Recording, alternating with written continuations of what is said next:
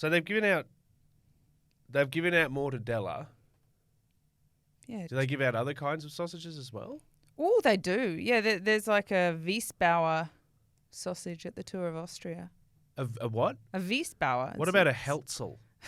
Have you heard of a Heltzel? I haven't. A Heltzel is a stuffed chicken neck. That doesn't constitute Doesn't it? It doesn't. Is a sausage not any pipe-shaped object? No full of sausage is stuffed just... goodness? Oh. I'm talking about sausages. What is a sausage? What's the definition of... I'm not asking you to tell me what the definition of a sausage is, but I'm curious. I can't help you there. It's a good prize to give it a bike race, though. Is it, though? Yeah, why not? Okay, well, we'll talk about it a little bit later. Let's get into the show. This is the Wheelhouse podcast.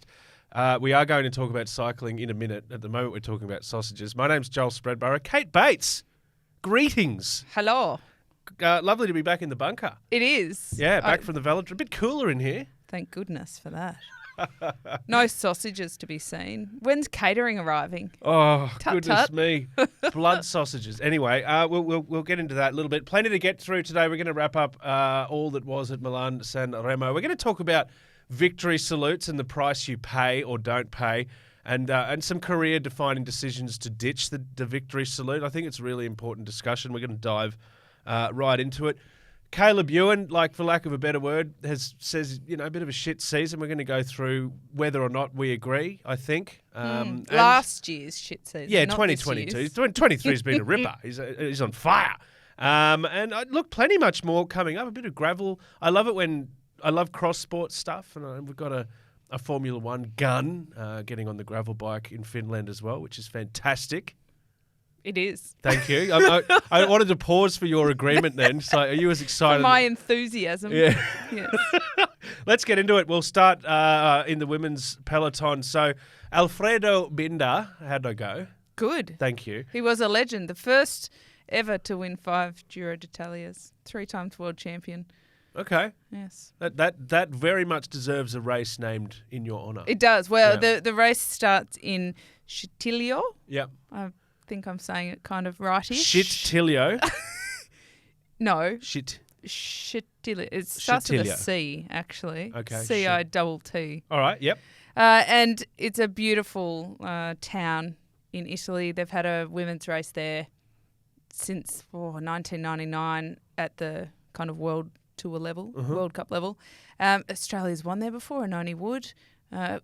Won in 2004, I think, and Liv Gollan was second. Yep. We love it. Australians, we love it. What the is it? IAS used to be based down there.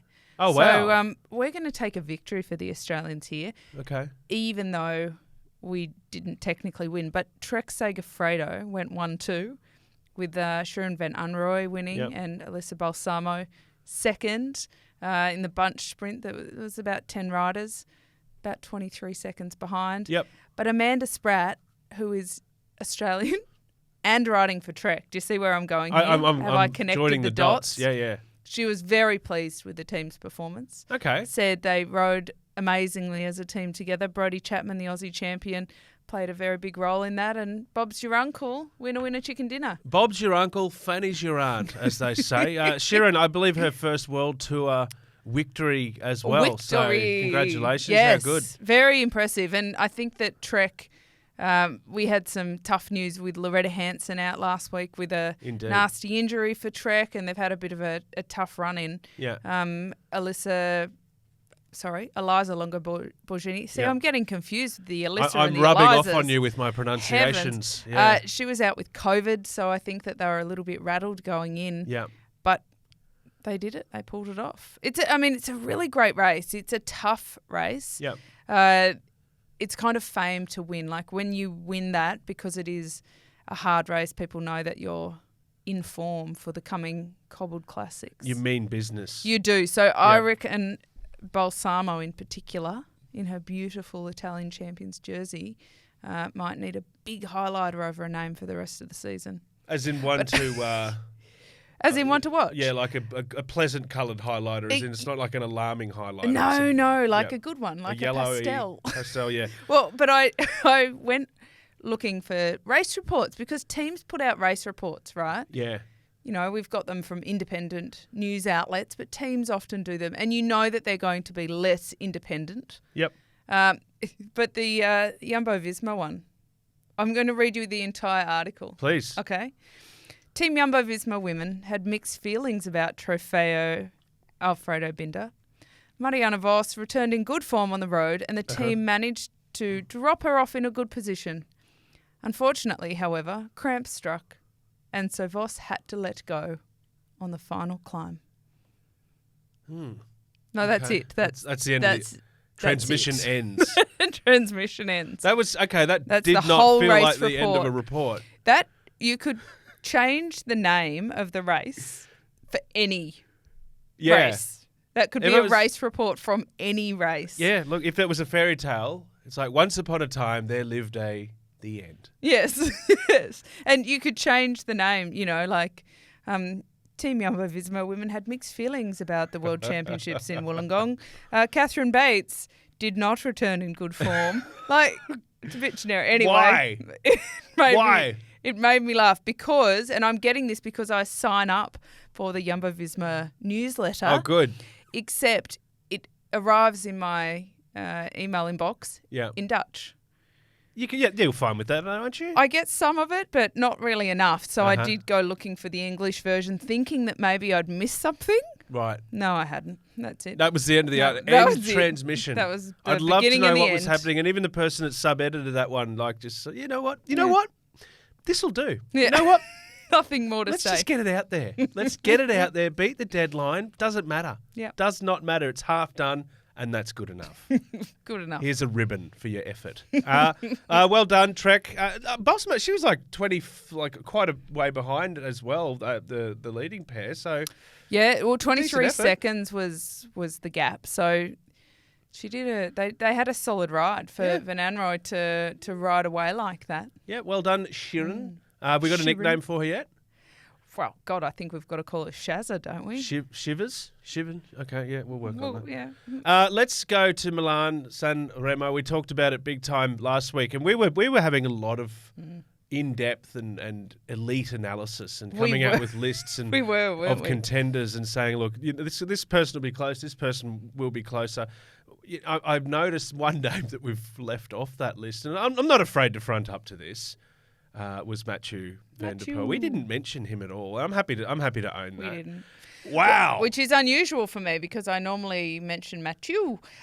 Wow, indeed. Yeah. 62 years after his grandfather won. Post poo-poo. 62 years post poo-poo. Which, for an uninitiated cycling fan, may raise some eyebrows. Yes. Post poo-poo. Luckily too, because he was really feeling lightweight on the bike post poo-poo. Well, there was this beautiful photograph that was on his Instagram, on Van der Poel's Instagram, that was a photo of Mathieu winning alongside his grandfather, that had been merged together. We'll pop it up on our social media. It is such a beautiful photo. It is cool. And, I mean, fair to say, my analysis of this is that Mathieu has much longer legs than his grandfather had. But it really is, I mean, it's pretty special. I did a little bit of digging for, family royalty in cycling, 3 generations. Okay. And we don't have 3 generations yet. This is the first 3rd generation at this level that we've had. We've got a couple of 2 generation. Yeah. Probably the most famous one is Taylor Phinney. Yeah. With his mum Connie Carpenter. But yeah. I have a few. This is special. It is really, really how special. are my words going today? It is special. And 62 years later, Ramon Bullador there. What I've noticed is he's A, not wearing a helmet, so where's that? B, what about the petroleum advertising on the jersey? That'd be a story these days in 2023. If you fast forward the clock. BP is, less represented now. Let's say that. But I think the race is kind of mythical in many ways. But what also made it special was that it's the fastest time ever over the Poggio. Yeah. And it's traditionally been seen as a kind of sprinter's haven. And the Aussies have won there before. In sprints, Matt Goss was one of those. And I don't know if they can keep up anymore over the Poggio. Well, when they're going over there at breakneck speeds. Yeah. I'm interested in this because I was reading a bit about that. The old Sprinter's Paradise No More, basically. That concept is an interesting one. Let's talk about some of our big five as well. So Pog on the Podge, that much anticipated attack didn't kind of materialise for him. It turned into MVDP's opportunity more than anything. Yeah, I mean, they did an amazing job, UAE, of setting it up. Yeah. But when it came down to what is kind of, we didn't include Filippo Ganna in our big five last week. I know. But Can we chuck just him make it a in. big seven? Okay, we're gonna review Keep it now. expanding. Van der Poel and Filippo Ganna are both in the big, what is now a big seven. Yeah. All right, great. And I think that top, the group that nearly went over the top, because Van der Poel attacked with about 5.5K to go, so near the top of the Poggio. Anybody from there on any given day could have attacked and won, and you wouldn't have been shocked by the effort and by the attack. But I think what we have learnt from Van der Poel is he's quite a sentimental guy. And the jersey at the Tour de France that was harking back to his grandfather. And then, of course, when he won at the Tour de France and took the yellow jersey after his grandfather had passed away. Like, it's all very romantic and it ties together. I think that goes to show his character a bit, because he can have some shockers too. Like last year he struggled a bit in the season for a number of reasons, but back injury, just wasn't necessarily feeling it, especially at the Giro. Every time he moved, 20 people jumped on him and it wasn't working for him. But when he feels it, when he's got a bit of an attachment to it, he pulls it out and he just has almost a supersonic power. That's fascinating. That's like the big game, the occasion player. Yeah, basically. but That's it's so closely linked to his grandfather, which I think is a really beautiful. But like, it's so many athletes, like you almost go the other way when that level of pressure and expectation and that potential storyline, that beautiful fairy tale storyline is on offer. That level of pressure must be pretty hard to cope with. But he just swallows it like a big bratwurst sausage. So to speak. More on that later. Yeah. I mean, Mark Cavendish and his, quest to get the most Tour de France stage Don't talk victories. about it. He doesn't want to talk about it. Stop talking about it. That's like incredible and impressive, but it's not romantic. Like, there's nothing about it that is like, gosh, what a beautiful story. Whereas with Van der Poel, so many of his storylines are beautiful movie-type storylines. Yes, indeed. I mean, I suppose Cavendish's is too, but they're quite divergent movie plots. Yeah. One of them's directed by Tarantino. I think I still remember that beautiful retro outfit for 2020 when he came out in that and he did win that stage and then kind of just went, anyway, boys, girls, see you next time. Yeah. I'm out. Like it was reserved for that moment, and he knew it. He ticked that off, and it's like, he's not going to be an overall guy. That's fine. But what he did so brilliantly, and he's done it again. Like, it was an outstanding performance. And his best mate, your best mate, one of our mates, Wout. They sort of have a bit of a back and forth thing going, but he's basically just, salute. I didn't have the legs. I couldn't get it done, but good on you, Matthew. And I think that's a way of kind of recognising that on these kind of occasions that you're referring to, good luck. Good luck anyone getting in the way of him and his fairy tale. Yeah, basically. I think so. Yeah. Yeah, it just occurred to me that, like, kind of the word wow is in wowed. Yes. So I'm just going to change the way I spell wow. Wow. From now on. You mentioned Mark Cavendish. Now, before the show, on the Wheelhouse podcast, coming to you from the bunker in a mysterious hidden location. My name's Joel Spreadborough. Kate Bates is here as well. We mentioned Mark Cavendish. It's been a while since we've mentioned Cav. I'll spill a secret. Like, in our little editorial chat, there's a few times we've been like, should we go Cav on this? Should we? Like, no, we're not going to go Cav. No more Cav. This week we're going to go Cav. Now, what we were talking about before the program was the pronunciation of this sponsor, this eyewear supplier. Now, I've gone with Psychon, thinking science, thinking science fiction, thinking, I don't know. I'm drawing potentially a really long bow. Where are you going to go? What's your pronunciation? I hate to admit it's terribly good logic that I've never considered before. I've always, in my head, I've never dared, I've got to say it out loud. Okay. In my head, I've always said Sky On. Sky On without even though I'm missing a letter. You could be right. Like, I don't know. I'm missing a C there, but that's where I've gone because it definitely cannot be Skycon because that just sounds... Skycon seems a bit weird. Sounds Skycon, a bit wrong. It's like a convention for people who I do like the sky. Scion. Yeah. But I think that's incredibly difficult pronunciation Sycon? for a lot of... Anyway, you know what? It doesn't matter now. We're not going to have to say it too much more because they have, of course, pulled out of their sponsorship with Astana, Kazakhstan, after the blunt refusal of Cav to part with his Oakleys. Now, we've spoken about his Oakleys on the program before. Scott McGrory gave us some insight, of course, into Cav's, not only his love affair with Oakleys and sunglasses in general, but also expensive watches. And he really gave me the impression that Cav's the sort of guy that once he's got a trinket, good luck getting it off him if he likes it. And that's led to a sponsor going, you know what? Buggy is. I'm out. I'm out. Washing my hands of ya. Yeah, done. Not sure the Germans really speak like that. Oh, yeah. Cav, it's your boss.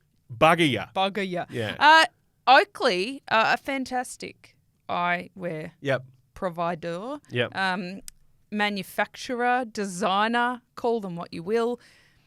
And in the day, like back in the day, they definitely stood above. Like in cycling, there weren't very many cycling-specific glasses. And I will point out that it is a specific glass that is needed for cycling. Okay. Because of bugs flying at you, other projectiles, wind that can cause eye irritation. Considering people with especially contact lenses and stuff, if you don't have good eyewear, it can be a problem. Okay. Fogging is another one. The change of conditions between low light within races and environments. So the lens is really important, is my point. Now, because Oakley, this was what I was always told, so it could be a wives' tale, but I'll run with it. Because Oakley had a lot of military contracts in the US, and you will see a lot of their eyewear in the American military. Hoorah! They had a lot of funding for research and development, and so they had far superior lens technology. Right. This is back in the day, right? So they did kind of develop this reputation as being, creme de la creme. Okay. I don't think we're there anymore. They're still incredibly good. Like, they haven't diminished. I just think a lot of brands have caught up in terms of their technology and their offerings. Yeah. And I think it's probably less about that and more about brand loyalty by Mark Cavendish to Oakley. I think so, because he had the personal sponsorship, obviously. And I've read a lot about it, and everyone who pays any attention has read about the drawn-out saga of him signing this deal. And now there's stuff about, there was tension in contract negotiations. I find it a little bit funny if potentially the delay on Cavendish getting over the line and being announced by Astana was because they disagreed over a sunglasses contract. Well, it would contract. be, because Oakley would be paying Cav. Yeah, that's the thing. I find that hilarious. He would have an individual contract with them. I mean, it does raise an interesting question around teams and individual sponsors. There's so much within cycling that is restricted personally because of the team that riders are on and the team suppliers, that it restricts a lot the kind of technical sponsors that the athletes could get as individuals. You're kind of beholden. And a good example is Peter Sagan, who's specialised, and they've just travelled with him to different teams. Yep. And I think he would make a lot on his own as an ambassador and brand representative for Specialised. And it's probably the same story with Cav. Like that Oakley deal, there's a bit of loyalty, but there's also a solid revenue stream, of course. It's probably far less about Cav and far more about how the team handled it. Yeah. So Cav's remained quiet. I can't imagine what he would say anyway. That wouldn't ruffle feathers. Yeah. But it's about how the team handled it. Now, the team have said, we haven't broken any contract. Hello, red flag. Right. Because I think that there's business and then, the technicalities of it. Yes, no contracts have been broken. But then there's loyalty to a brand who have supported you for a long time. Of course. With Astana. So I think that that's important to consider as well. Like, where's the loyalty? Poor old Geraint Thomas. He'll be shaking his head. Yes, Merksy, great throw in there. Good yeah. point, Really good because point. Geraint Thomas, he abandoned his, essentially his good luck charm. Yeah. Loves his Oakleys. Yeah, That's he huge. does, see? That's huge. We such spoke a good about point. this. It's a really, really good point. They're like in certain contexts, sunglasses are like teddy bears. Forget about the quality of the lens. Let's look at it through a different lens for a moment. Yes. There's genuine attachment. There is genuine attachment. But I just find the commercial side really interesting. I find it fascinating. Good on Scion. Sycon. You guys. Saucony. You guys with your growing great up, bags. You know the company Saucony, the Yes. shoemaker. I used to call them Saucony. So- And for many years, Puma, Oh, I God. called it Puma. Puma. I'm going back to like grade 12. No, I'm kidding. Well- I'm going back to like grade 1, grade 2 here. But we're talking like Nike, Adidas, Yeah. Adidas. Adidas, yeah. yeah. like the world pretty Filer. much cannot agree on this. So Yep. what are we going with? Scion? I think We're I'm going going to say with Scion. No, I'm going to start. No, I was never on. That was mine. Sycon. Yeah, sorry, I'm not just not drinking your Kool-Aid. Sycon. Let's find out. Oh. Well, no, I don't want to encourage any kind of gambling, but a friendly little wager to add to our tipping board when it eventually makes it Yes. here, and Yep. there'll be prizes and all that involved. Yep. We'll add that to the tally. of Yeah. our- If I'm right, I want 5 extra points on the tipping board. Sure, let's put it out there. Thank you. Sycon versus Skyon. You're saying Skyon? Skyon. Okay, great. When I was young on the Wheelhouse podcast, I on the odd occasion got bitten by a bee or stung by a bee or a wasp or something like Yeah, that. And Australia. in Australia, yeah, my dear mother would take me into the kitchen and get out bicarb soda, put it in a bowl, bit of warm water, which I put your sting in it. Absolute magic, real remedy. Apparently, it goes a step Sorry. further in the noble sport of cycling. I'm Okay. just having a pause for a giggle because do you know what happens when somebody gets a octopus sting or a blue bottle sting or something? It bloody hurts. Yeah, well, do you know the remedy? Bicarb vinegar. Oh, vinegar. No. Vinegar. No, pee on it. Oh, oh my god. I Jeez. did not know how you were bringing that into the So rundown. you thought, yes. So my mother used to take me into the kitchen and say, "Joel, Yes, I don't pull your know. strides down and piss on yourself, son. The pain will go away in no time." I think we should go back to the bicarb soda. Bicarb soda has been in the headlines this week. I find it fascinating. Yumbo have had a big start to the year, big wins, and the reason behind it all might be the humble and unsuspecting Wheelhouse brand. If you have a look at our social media, we are now involved in the bicarb soda Well, yeah. Yes. industry. Oh. Bicarb soda, and I was talking to you about this, saying how weird. Where's this come from? And you've gone, oh no, I've ingested a metric ton of bicarb soda in have. my day. Yes, it's been around for donkeys. Wow. It changes the pH. It raises the pH of, well, if nothing else, your urine. But Back to the back all right. to see, it's all linked. Pissing contest on the Wheelhouse. Yeah. They use it as a lactic acid buffer, and it's so that because when you're doing very heavy anaerobic exercise, Okay. you produce waste from your muscles, lactic acid, which results in quite a burning sensation in your muscles and heavy, and it does stop you. And some of the training you do is lactate tolerance or lactic acid tolerance training, right? And so the idea of bicarb soda is that it acts as a buffer for that, Yep. and you don't feel it as much. And so therefore the logic is that it helps performance.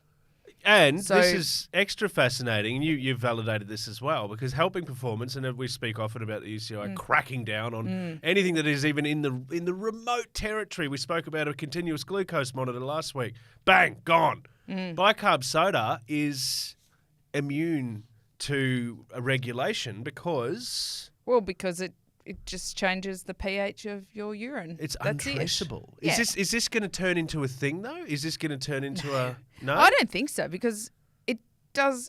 Firstly, it's been used forever, right? Right. Like 20 years ago, 30 years ago, you took you can buy it in capsule form, so don't think that you're getting like a teaspoon and just necking it. Yeah. I think that would Just make a you spray quite and ill. wipe. Yeah. Just literally clean your guts out because, Yeah. you know, it is used as a household cleaner. Yeah. Abrasive as well. No, we used to take like tablets in this protocol where it was like every half an hour for 3 hours before you took 6 to 8 tablets based on your body weight, this formula. Uh-huh. You know, probably called the, you know, baking soda formula or something really scientific Yeah, like that. that was pretty scientific, yeah. Mhm. And, yeah, that's the idea, that when we took it before individual pursuits usually. Wow. Where, you know, it really hits you, where you kind of hit the wall. Yeah. And so it's used more kind of in the last 30K of a race or something like that. But I genuinely don't think it's so much of a thing that it would make such a difference that it should be anything. I mean, I think it's interesting, and I think that very marginal gain territory. Yeah. But, you know, I mean, historically not everybody tolerates it very well. That's where I'm coming from. And can I just say, like, because I was like, could this become a thing? And you went, pa. No, but I'm like, that's what I'm kind of wondering about. Sodium bicarbonate works for some, works for others, doesn't work as well for others. Does that put it into the potential territory of, you know what, blanket ban that we can't enforce, just a good faith ban? But no, you say absolutely categorically not. It's been around forever. Forget about it. It's all good. It's the UCI.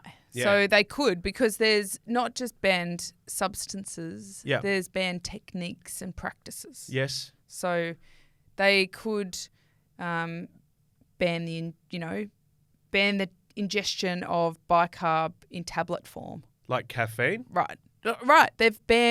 They used to have a limit on the amount of caffeine you can take. And in Italy, for example, caffeine tablets are banned. So you can drink as much espresso as you like, but you can't take a caffeine tablet. So Interesting. it could go down that way. But, I mean, if you're not careful, if you take a little bit too much bicarb, it will mean everything in your system makes, you know, dashes, Joel, to the emergency exit. And it would To leave the ensure a building. shiny finish clean on your entire body. Yes. It's a funny old world we live in, because there was a So- time where bleach, not that long ago, it's like, drink bleach, you won't get COVID. Not saying bicarb is bleach, but it does pop up in a lot of No, products. but look, if you were to take too much and you were really like bearing down in a sprint, Yep. no, thank you. Oh, That's all I'm no saying. personal experience here. You're just saying hypothetically. No, because, you know, Okay. in an individual pursuit, it's a little bit different to the road races. And, Yeah. you know, I mean, on the track, if you did it, you'd at least have time to make the bathroom. Okay. Important considerations. Yeah. This is the Wheelhouse podcast. We're talking about very deep analysis of elite cycling with Catherine Bates, Olympic hero. I'm Joel Spreadborough, Sure. just a regular everyday hero. And we're having a lot of fun. I want to talk about Caleb Ewan, because 7 wins last year, sure. But a lot of headlines around shitness and not me or us saying, him saying Nice that. Him segue, saying by the that. way. That's okay, thank you. Just an everyday hero doing my best. He basically has said, look, shit of a year. Just I think that's real bludger of a fair. year is I what mean, you'd say in Australia. Yeah, I would say, and I always say it to the young athletes who ask for my wisdom. Now I'm, you know, maybe they'd be better served asking for someone's wisdom about whether my wisdom is worth asking for. No, mate, But you're a regular Yoda. I always say you're going to lose a lot more races than you're going to win. Can you do that in a Yoda, like, lose more than win you will? Yes. Lose more than win you will. That's so much better. Now it works. Right. Yeah. Okay. I'll work on that. I'll make it into a thank you. T-shirt. Yeah. And so I think that it's part of the territory. Yeah. Like crappy seasons are going to happen. Yeah. And it definitely, your character getting through the crap will define your season, will define your career more than the moments you win. Right? Yeah. And at the end of the day, everybody actually gets quite bored of going for somebody who makes it look too easy. Sure. Like, sorry, Podge, but You know where I stand. Oof. We've had this chat. we but, have. And that's so okay. That's all I right. think he did have a bit of a shocker last year, but not just because the result. I mean, he still won 7 or 8 races. Yep. So it's not Yep. that he couldn't get a win, but, he missed out on Commonwealth Games after collarbone surgery to But that was an remove some interesting one because hardware. that was the Lotto basically saying we don't want you to, and him being like, oh, well, yeah, I suppose you'll pay the bills, so yeah, okay. Yeah, I mean, there is that push-pull, and of course it was a bit of a weird year for him because they were going for points more than anything to try and stay in the World Tour and, and then of course he missed out for Worlds. That was the big one. Wollongong. That was the a big one, the home Worlds, the literal home Worlds just around the corner. But you did say in the intro that this year has been much better, but he's had a lot of photo finishes. So it's a bit better, but I don't wanna- I think he's a bit frustrated. I love it. You know what he said? He said, look, 2022 sucked. I don't want to dwell on it. And we're like, sorry, Caleb, we're going to dwell just No, for a bit. fair. It has been all right. Like, obviously the Milan Remo the Poggio wasn't his friend. No, but we talked about just how ridiculous It's not a it sprinters- was and that yeah. maybe it's not a sprinters race anymore. So I think we can excuse that. I mean, and classics are going to be a hard season for a pure sprinter like Caleb. Mm-hmm. So I hope he just gets through this part safely and I think bring on the Grand Tours, I reckon. Yeah, I agree. And he has said that. And I think his attitude reflects that. And even the bravado that he responds to photo finish controversies and that sort of thing, where he's like, I kind of think I won, betrays a sense, an armour, a very thick hide that he's going to need. And he's obviously capable of deploying. Yes. The question is, how thick is that? How long does that shield last? When does it come to a point where the run of outs becomes, you know what? But I think he's showing a great deal of resilience. And we saw it last year. Giro, he had a tough Giro. He crashed early, bailed about halfway through as well. The Wollongong thing stands out for me because that was where the cracks did appear, where his usual sort of, you know what, this sucks and I'm going to be really upfront about it. That one, he was genuinely sad. You could see even his social media around that was like... I think I don't know what to do. that one might stick with him for a while, Yeah. and not necessarily because he thought he could win it, but just because he won't get another home Worlds opportunity. Yeah. So and then that's- even the Tour Down Under, like he did all right. He won the Prelude race and all of that, but the team didn't didn't even come. show It's up. like, not going to come. No. So it's just how do you feel about that, Caleb? Yeah. Anyway, let's hope the year improves. Roll with the punches, Caleb. Yes. We're on your side. And get some better photo qualities for these photo finishes because I'm still adamant that he won that race. Yes, indeed. Yes. Okay, let's give a salute to anyone who's listening, sharing, liking the podcast because we really enjoy bringing it to you, and we're going to bring you a segment about salutes now. That's the point of that transition. Now, the victory salute. We've got a few points to make here. First is our friend Remco, who is a friend of the Wheelhouse. He's admitted that. He's confessed. Now, the costly salute. So his effort in giving a bit of a look at me. Yes. Could have cost him an overall lead in Catalonia, basically, with Primoz breathing down his neck. Where do you stand on? Again, I like my cross-sport things. This is the old football, flamboyant, diving over the try line, leaving the potential to drop the ball or that sort of thing. It's kind of that territory. Coaches don't like it. Yeah, I think it's a really interesting one, actually, because for a young rider to, start notching up these big victories, they should enjoy it. Yep. They really should, and it's good for the sponsors when they sit up and they get these wonderful photos, and I think it's good for the morale. But he attacked up La Molina with about 300 metres to go, distance Roglic, but when he sat up and he, did his big in the air salute, Roglic kept pushing to the line, and so the gap was only a couple of seconds, and then they were tied. And so, by default, Roglic on the tie rules, remained the leader. Yeah. So, yes, technically, I think it cost him taking the leader's victory.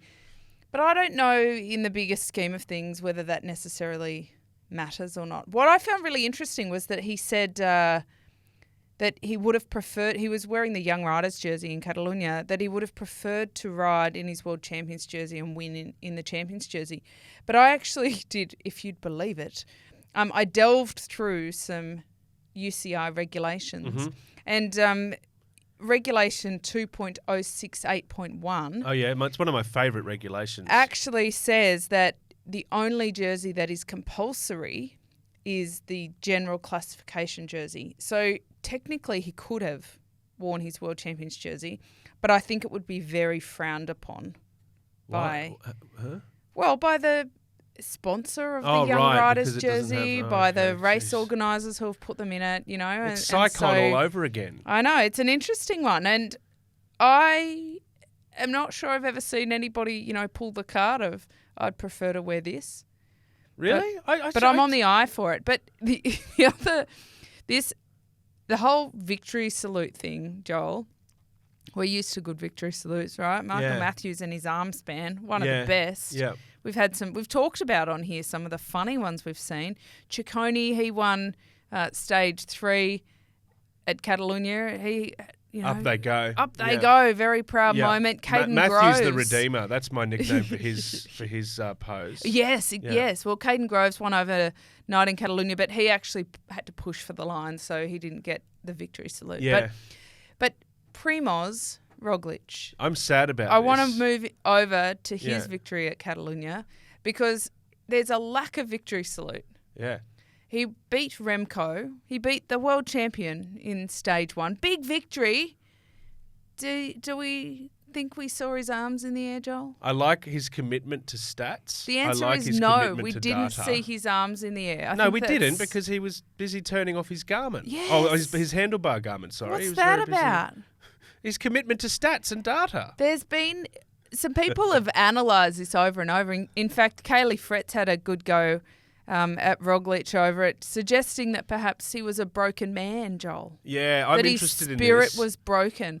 That after having the Tour de France victory ripped out of his hands on the penultimate stage, that he just doesn't really He's not a waver anymore. He used to be doesn't mean anything. Prim anymore. was primed for a wave in the early part of his career, but since the sticky tape era, he's shelved it. And I disagree, though. I mean, it's an interesting point of view, and I do think that something has changed. Yes.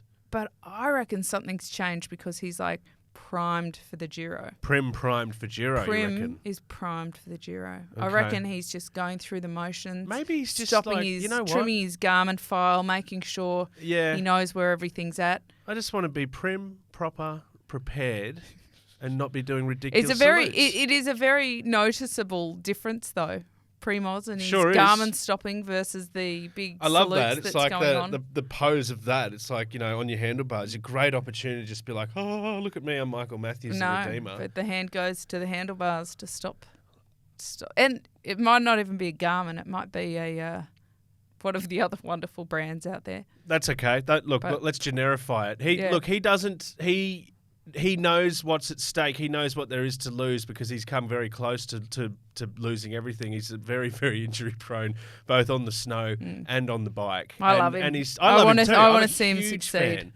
I do too. And you know what? I'm okay if the flamboyance is put aside for a little while because, as you said, Remco, that few seconds that he decided to have that could have cost him an overall lead. And that sort of thing is like, we get it. You're young. You're excited. Prim has had a bit more time in the school of hard knocks. He's done an extra semester, taken on a couple of more units, and he appreciates it a little bit more. And I think there's a lot to do with that kind of psychology of him just being like, no, I'm here for business. I'll have fun post race. Yes. I'll get my can of Fanta.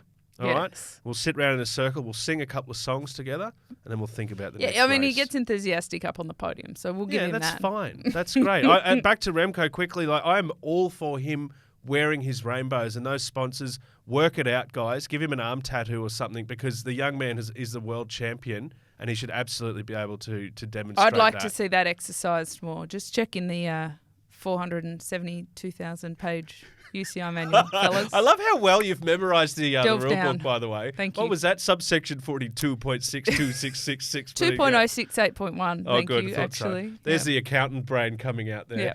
Let's go to... Let's go to...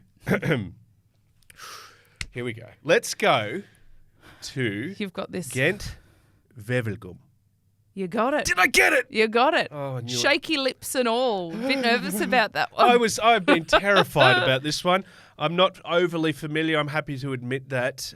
Ghent Ghent. It is Ghent. I said Ghent? Ghent. Ghent? You said Ghent. Of course yeah. it's Ghent. I knew that. Now Ghent, you've got me Wevelgem. saying Gent anyway. Best thing I love about this is I was doing a little bit of reading about it. It's like if you cross the line first in the Ghent Wevelgem, you will never have to buy a beer in Belgium again. Yes. outstanding. I thought you were going to say if you cross the line first, you win, because that is also true. Yes. Most of the time that's also true, unless you're Caleb Ewan. Oh, snap. All right. What'd you think? Well, it's Or what do you think, I should say? What are you thinking, You're I should getting say? ahead of yourself. Yeah. It's the first Cobbled Classic. Yay! Yeah. I love It's not a Cobbled monument, though. classics. You it's had a not little bit to say monument. last week when I said the year's first monument. You bristled Oh, slightly I thought and said, Strada Bianchi should be a monument. No, it's not a monument, but okay. it almost doesn't need to be. It's such a wonderfully historied race. Uh-huh. And for the women, it's one of the longer races on the calendar, which I like too. 162k, 100k. First 100k is essentially flat. Then it is pretty much 30k of hell. Yeah. Of heck. Yeah. And then 32, 34k. So you'd wear of your flat Poggio Nikes on this one? Oh, it's certainly. Yeah. Certainly. But the cobble climb, there's about 7 wedged into the 30-kilometre section for the Yeah. women. But I think ultimately it'll come back for the sprinters. But they'll get tortured along the way, which I think is part of the beauty of it. Yeah. They will get absolutely tortured. And let's see if they can make it back. But I reckon Alyssa Balsamo in the women. Okay. Yeah, that's what I reckon. Early tip. Yeah, well, why not? Why the heck not? Go hard or indeed? go home, Joel Spreadborough. We're doing all right with our Yeah. tipping too. Yeah. The fellas, I mean, there's a long storied. I'm moving on from that. Yeah, that's all right. Belgium. I'm like scrolling through the results. Belgian history. But one winner, past winner of Ghent Wevelgem, which I love, is George Hingappy. Mm-hmm. Hello, George. In 2001. And he was just kind of the rider who didn't win enough. Okay. He was so often in service of one Mr. L. Armstrong. Yes. And he didn't win enough. Yeah. And Ghent Wevelgem, because it subordinate. wasn't Yeah. a monument, because it was one of the subbies, Okay. he got the blessing. Interesting. Yes. Off you Interesting. go, Georgie boy. Do you think? And he won. Ride like the wind, bullseye. Ride like the wind. No Vanderpool, no Pod. No Aussie winners. So wide open. Mm. You know the name that keeps coming up, and I've got some concerns around this. Wout. Wow. Van Aert. There's a lot. He has to be the number one favourite. Won it back in 2021. I always worry, and I'm not saying. I just think when Wout is backed in, he backs out, and I don't think it's because he's reading his headlines or whatever. I don't know what it is, but he's an outstanding athlete. I see what you're saying. Yes, you that's what reckon I'm he gets getting the at, yes. hex, the yips. A little bit, yes. I'm just throwing it out there. hard And words. A lot of people have criticised him. I'm not among them because I think he's extraordinary, but a lot of people have criticised You're him. literally criticising him. I'm not. No. I said at the start of this, I don't believe he actually reads it. It's just a Right, bit of a okay. coincidence that this sort of happens. He's been criticised for lacking that mongrel, that killer instinct, that grab it by the throat, throttle, whatever you want to call it, push the pedal, get in there, whatever it is. I just think there's something weird because when this is Wout, put down the glasses, daylight second, it's very rarely Wout. Not saying that's his fault, but I don't know. Are we just... Well, I just think that he's pretty much back to win every race, and so Yeah. Are we heaping too many expectations? Like, are we over extending what we think Wout's capable of? No. That's more what I'm getting at. No? I mean, I think he just can't win every race. Why not? Are you sure you're not just It's a saying this as long year. like the biggest super fan on the planet? No, Biniam Gourmet won last year. Yes.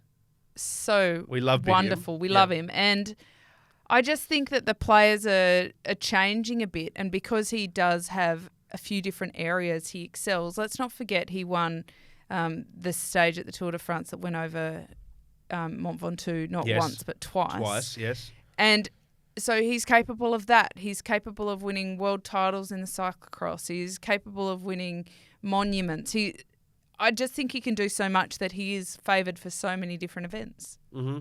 So Is it unrealistic? When he's on form, he'll win. Okay. And I think that we can't expect that he is on form the entire season. Does that mean his form is patchy?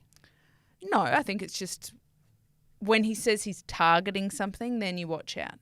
Okay. But if he's a favourite but he hasn't said he's really targeting it, then I think... But surely you target a race like this? No, you target the monuments.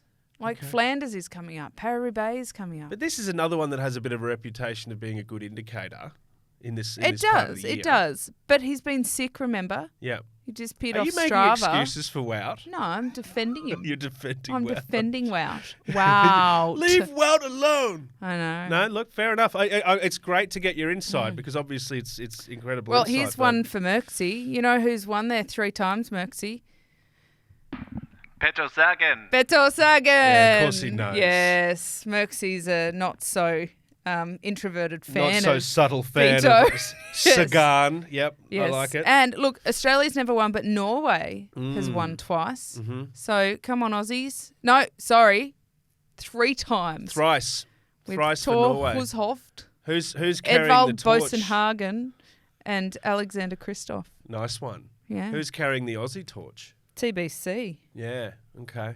Yeah. We'll see. All right. Look, You interesting. got me there because I haven't looked at the No, start that's list. completely all right. So I just pretended that I knew what I was talking We'll about. continue to speculate wildly. And look, I you. hope Wout wins. I'm going to tip him. I'm going to get in and our tipping competition. This might be an even one because you'll probably tip him as well. So good. I hope he can do it. I'm just saying there's a lot of expectation and sometimes... For the record, I'm not tipping him. But I'll put... Who are you tipping? I don't know. I need to look at the start list, Joel. Laporte. We'll put it up on our socials because I think we need to really formalise this tipping. Okay. Olaf, is it Koij? I'm terrible at Koij. pronunciation. The Dutchman. Could form. Could be. Oh, jeez. I'll tell you what. I'm coming undone here, You're just aren't like I? anyone on the start line riding a bike is a realistic No, chance I of do taking think out. it is, again, a sprinter's kind of day. Okay. And so I know that Wout has won it before. Yes. Gourmet has won it before. Yep. But I think we need to look at the other riders who perhaps are stepping up and doing something tremendous. Okay. Like even a Ganna. But again, We love him. He's in the Big Seven. he is Yeah. the ever-expanding Big Seven, might I add. All right. Very good. Now let's go to Finland quickly because I've always, I love my Formula One because it's mine. I own it. Yeah. Valtteri Bottas spent a lot of years being the understudy basically to Lewis Hamilton and never really got the chance to step up at Mercedes and won't. Loves his bikes. And though. just like that, we turned into a Formula One analysis podcast. A little bit. Look, I'm happy to bring in other sports, and I think he used bikes. My point is he used riding to calm his mind, and he gets out. And what I found out over time is he's actually not just a weekend. He's an extremely passionate bike guy. Loves He loves is. the gravel. Loves it. Well, and he loves his partner Tiffany Cromwell, He who loves is a Tiffany bicycle very much. rider Yes. and a gravel bicycle rider. So one thing No leads to less. another, and you work out, wait a minute, Valtteri's not just, going for the odd ride when he's not in the car. No. He's living and breathing cycling. He is. With Well, his partner Tiff. I mean, Tiff's in the Women's World Tour on the road. So I think that's an important thing to point out. Yeah. But she has taken to gravel racing. She did Gravel World Championships last year and has been doing quite a lot of gravel. And they've got some pretty cool events in the US Yes. on the gravel scene. Yep. The Belgian Waffle Ride is one example. Yes, that's what it's called. But I think Tiff just really wanted with Valtteri to bring cool gravel racing, like not like hardcore, just like a world tour race gravel racing, but Okay. the really inclusive gravel racing where the men and women race the same distances, same prize money, they all start together, any coverage is equal. Yeah. It's like they've looked at the structural problems in world tour cycling and they've flipped it on their head and gone with gravel, built that up in the way that, road cycling is still trying to re-engineer itself to be. Okay. It's fun. It's cool. I like it. They're going to Finland. They are going to Finland. You know where Tiffany's going before that. So she's going to US, she's going to Europe. You know where she's coming first? In May? Australia. So she's going to kick off her gravel work in WA. Yes. I believe. So that's just a tiny bit exciting. That is exciting. For anyone who knows anything about gravel. It is. Well, gravel's a cool scene in Australia too. I actually have a beautiful specialised gravel bike at home. Yeah. That has not seen enough gravel, I might add. I need to work on that. I'm frequently offering to borrow it and give it some gravel. I but know. that's all right. I will get on there. But it is cool that they're doing this event. Tiff doesn't have a huge background in event management, but they've got an event management company on board who will run that, and Tiff is on the board and an advisor on the organising committee. So she's pretty hands-on in it as well, but she'll be racing it as well, which is pretty cool. Okay. So Finland Gravel, or Gravel Finland, although a few, letters missing. Like it's funneled. It sort of Gravel looks Finland, because that's what gravel people do. They're cool. They're cooler than the road folk.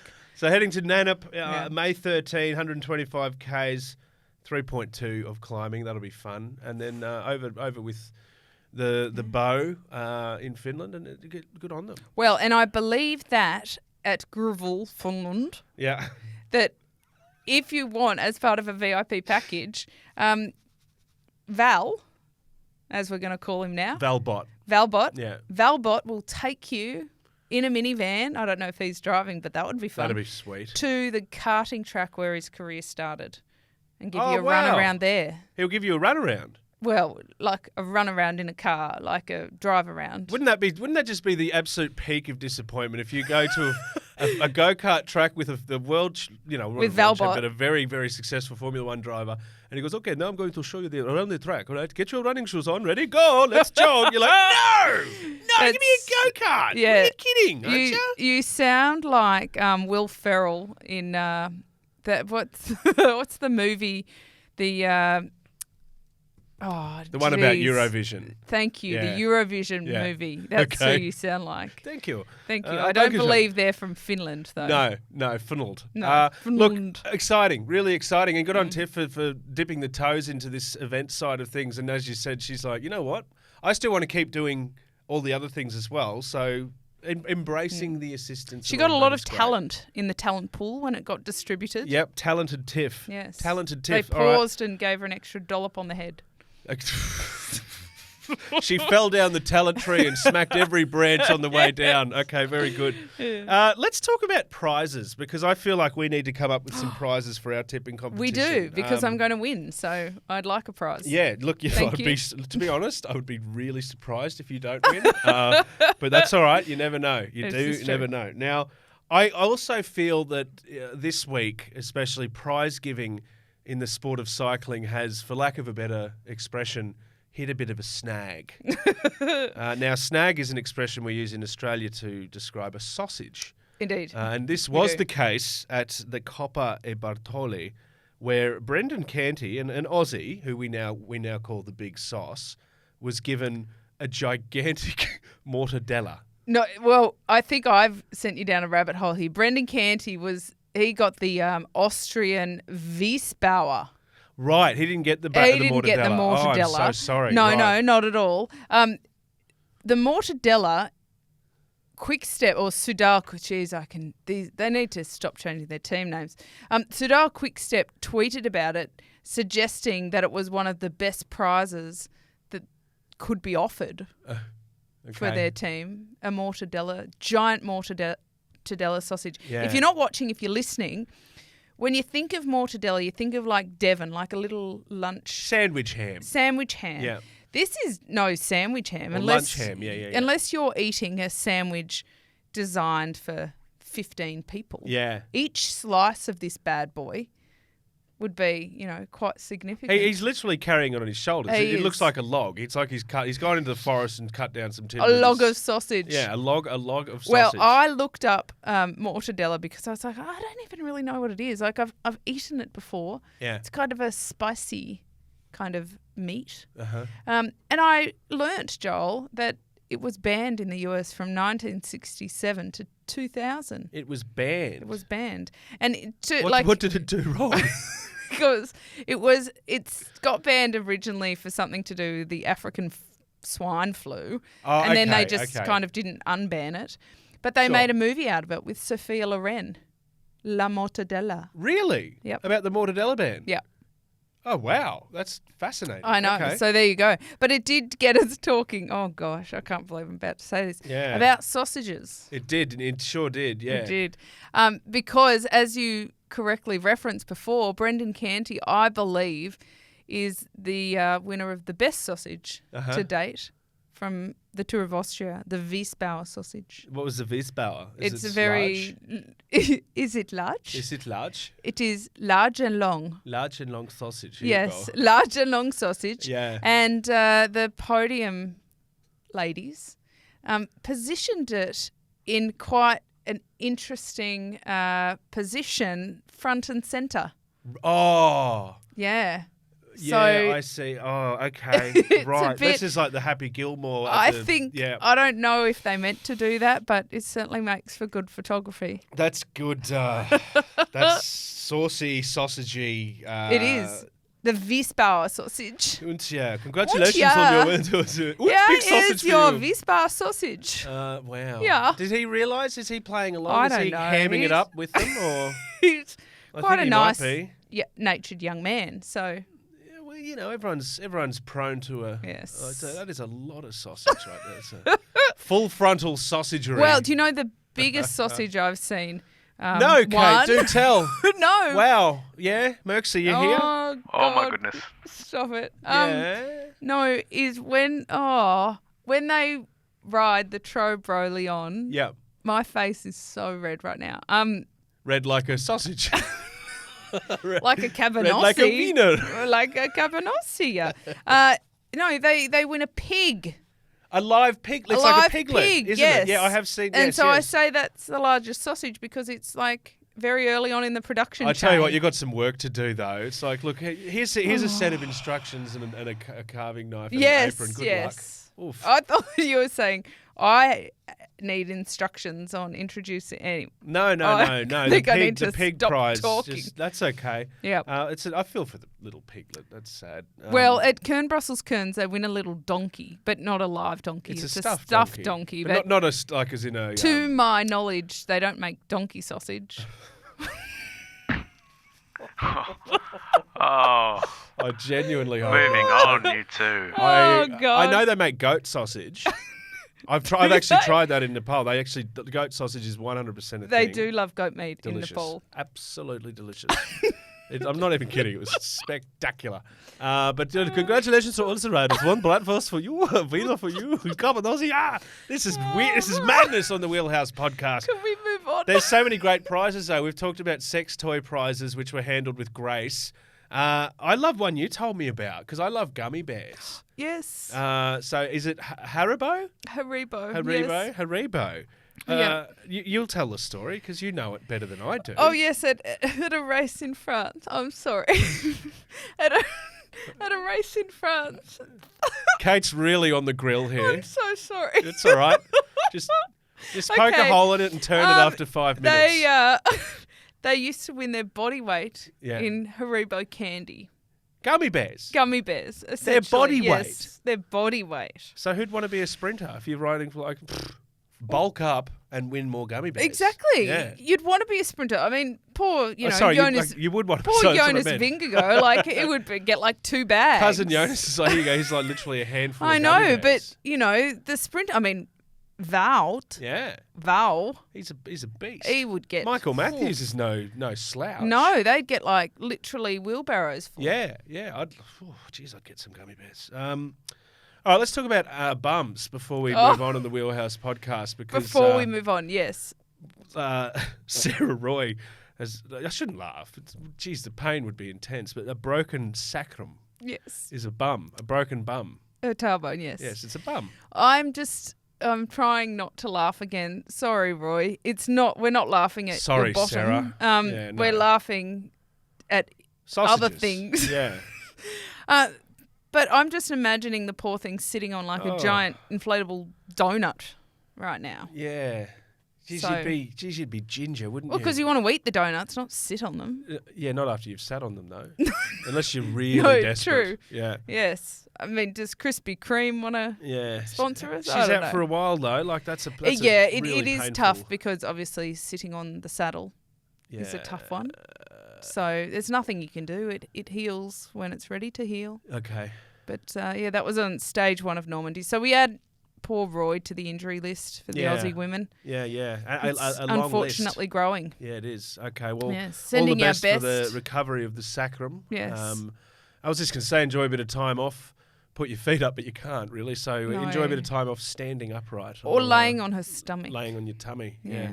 All the best. That's no good at all. Let's finish on a really heartfelt note because you're very aware of it. You have a lot to do, I guess, over the years with the Tour de Cure. I had the honour this week of speaking to a gentleman who was partaking in the signature tour for the 11th time, and he's been volunteering with the Tour de Cure for 13 years, and he started doing that after he lost his mother to cancer. And I can relate to that. I lost my mother to cancer as well, and it's an incredibly heartbreaking experience. And we really bonded, and he was talking about coming into the tour with very little interest in cycling. Very little, I wasn't a cyclist. I didn't know one end of a bike from another.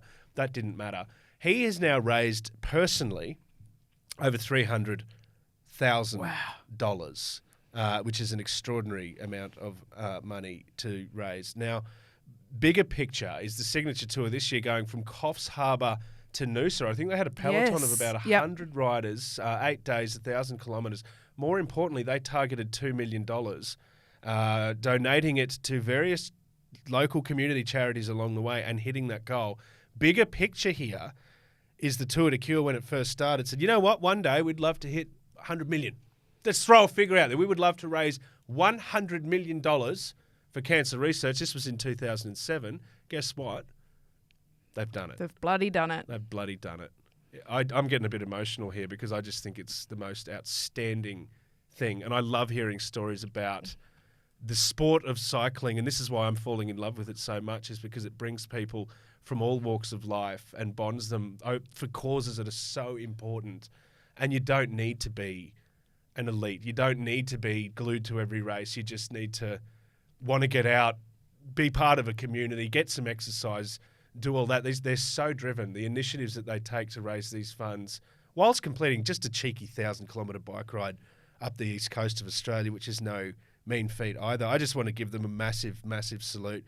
Congratulations. It's extraordinary. Yeah, beautifully said, Joel. And I know it really hits home with you. And, I think it's okay to get emotional because that's exactly what drives this. It's what drives the 100 million. It's what drives the riders who are out there to do it. Our own Merksy a couple of years ago actually filmed their documentary. Yep. And every night that I would speak to him, he would be quite emotive, really. It was so moving for him each day to talk to all of the riders, to hear their stories and parts of their journey. And, I don't think there's many people who haven't been touched by cancer. Yeah.